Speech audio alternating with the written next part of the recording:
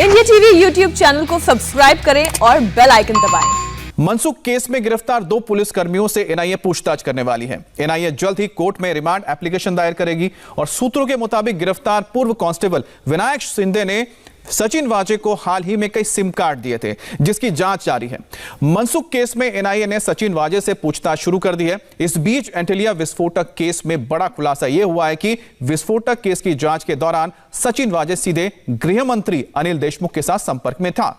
और इस मामले में कई और नेताओं के नाम सामने आए हैं जिनसे सचिन वाजे संपर्क में था। जांच में कई कारोबारियों से एक्सटॉर्शन के मामले के भी खुलासे हुए हैं। मनसुख केस में लेकर मुंबई में एक बड़ी हलचल है। ATS chief Jaijeet Singh, DIG Shivdev Lande सहित तमाम बड़े एटीएस के अधिकारी थाने एटीएस ऑफिस में मौजूद हैं और मनसुख केस में हुई गिरफ्तारी पर बैठक की जा रही है। बात करेंगे संवाददाता राजीव सिंह से। राजीव, एटीएस की जो मीटिंग हो रही है, इसमें अहम मुद्दा क्या है? देखिए, सबसे अहम मुद्दा है कि अगर विनायक शिंदे और नरेश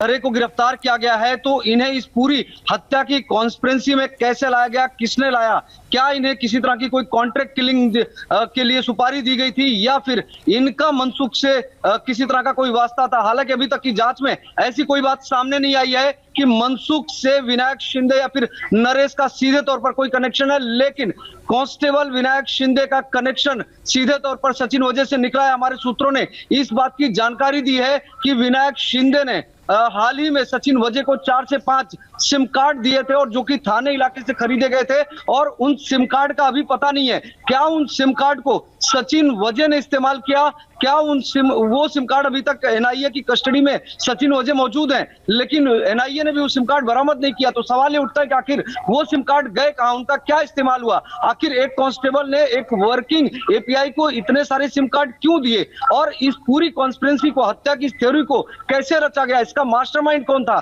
क्या जिलेटिन वाली कॉन्स्पिरेसी जो थी एंटीलिया के बाहर मिली थी, उस पूरी कॉन्स्पिरेसी का सीधे तौर पर इस हत्या के केस से संबंध है क्या, उसकी भी जांच चल रही है। लेकिन इस पे सबसे बड़ा कनेक्शन तो ये निकल के आ रहा है कि जो विनायक शिंदे है वो सीधे संपर्क में था सचिन वाजे के। अच्छा, ये बताइए कि ये जो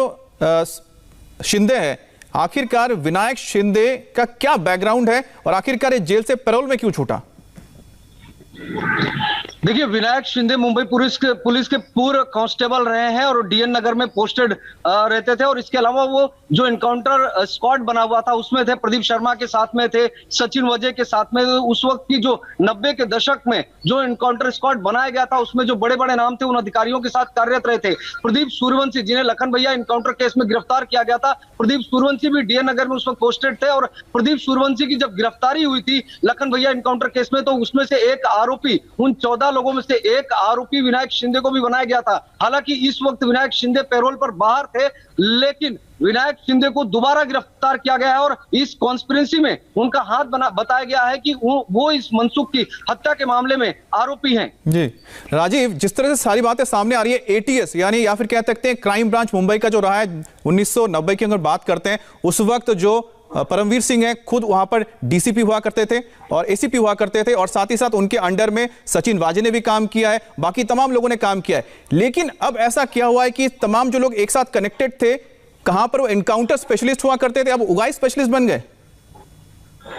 बिल्कुल निश्चित तौर पर हुसैन बहुत बड़ा एक सेटबैक है और ये इस पूरी कॉन्स्पिरेसी में उन्हीं अधिकारियों के नाम आ रहे हैं, वो लोगों के नाम आ रहे हैं जो लोग पहले से कहीं ना कहीं एक दूसरे के संपर्क में रहे हैं, विवादों में रहे हैं, एक स्क्वाड में काम किए हैं, एक साथ में काम किए हैं। परमवीर सिंह मुंबई में लंबे समय तक कार्यरत रहे थे और उसके बाद हमने देखा कि जब वो थाने में कमिश्नर थे उस वक्त भी उनकी जो टीम थी उसमें मुंबई के जो पुराने अधिकारी थे वो अधिकारी उस वक्त थाने में उनके साथ में उनकी टीम में थे, जिसमें प्रदीप शर्मा भी शामिल थे। उन्हें एंटी एक्सटॉर्शन सेल का मुखिया बनाया गया था। एक और अधिकारी जो मुंबई में रहे, बहुत ज्यादा विवादों में रहे और उसके बाद वो भी परमवीर सिंह के साथ रहे। लेकिन अब जब वो मुंबई पुलिस कमिश्नर बन गए तो मुंबई पुलिस कमिश्नर बनने के बाद भी उन्होंने ऐसे अधिकारियों का चुनाव किया अपने साथ में रखने के लिए जो लंबे समय तक उनसे जुड़े रहे हैं, लेकिन विवादों ने कभी पीछा नहीं छोड़ा, ना तो परमवीर सिंह का और ना ही इन अधिकारियों का। और आखिरकार परमवीर सिंह की तो कुर्सी गई साथ में।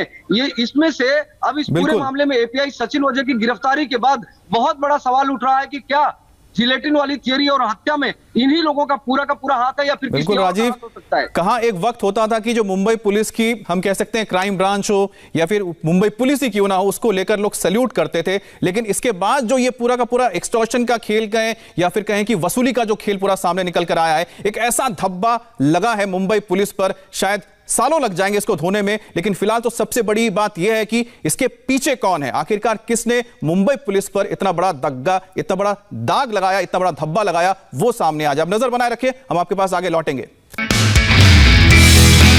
नमस्ते, मैं हूं मीनाक्षी जोशी। वीडियो और खबरों से अपडेट रहने के लिए India TV YouTube channel subscribe करें, बेल आइकन दबाना ना भूलें। जुड़े रहें इंडिया टीवी के साथ।